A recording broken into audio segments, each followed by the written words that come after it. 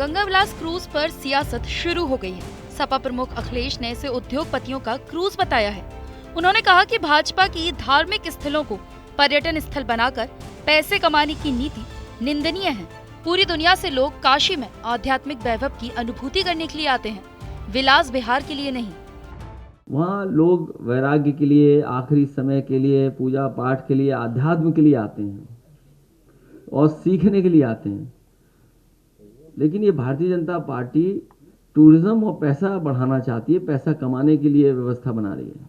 आखिरकार वहाँ के जो निषाद समाज के लोग हैं, जो नाव चलाते थे, नावक थे, उनको क्या लाभ मिलने जा रहा है? उनके लिए क्या सुविधाएं दी गई हैं? क्या बड़े उद्योगपतियों के लिए सुविधा होगी या बाहर से जो कारोबार करने वाले लोग हैं उन्हीं के लिए सुविधा होगी? वहीं गोमती रिवर फ्रंट योजना को लेकर इशारों में अखिलेश ने कहा, शहर में नदियां साफ करने का सपा सरकार ने काम किया था। पर्यटन को बढ़ावा देने के लिए नाव भी खरीदी थी, मगर लगता है कि सरकार ने उन नाव को डस्टबिन में डाल दिया है। समाजवादियों का भी प्रयास था कि गोमती को एक उदाहरण की तरह समाज के सामने और देश के सामने रखा जाए, और यही अगर और नदियों के लिए योजना और कार्यक्रम बनेंगे तो नदियां शहरों के अंदर साफ बहेंगी। यहाँ की आखिरकार सुंदरता क्यों खत्म कर दी? इसी तरह नाव यहाँ पर चलनी थी, कुछ पहले नाव खरीद ली गई थी, और भी जिसको टूरिस्टों को सुविधा देने के लिए या लोगों को घूमने के लिए यह नाव खरीदी गई थी, वो सब कूड़ा करकट हो चुकी हैं, वो शायद डस्टबिन में फेंक दी गई हैं।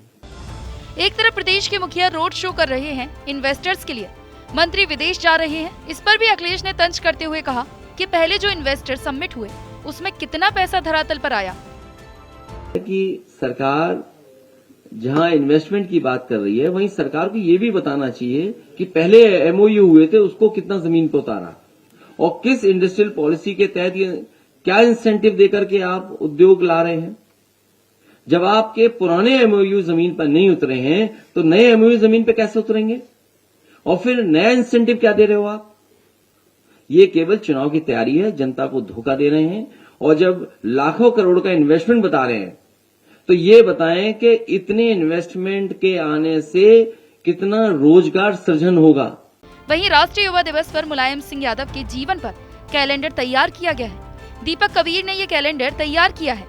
इसको बुधवार को सपा कार्यालय में अखिलेश यादव ने लॉन्च किया है। विवेकानंद परिनिर्वाण दिवस पर दिवंगत मुलायम सिंह यादव के जीवन और संघर्ष पर बने कैलेंडर का विमोचन किया गया।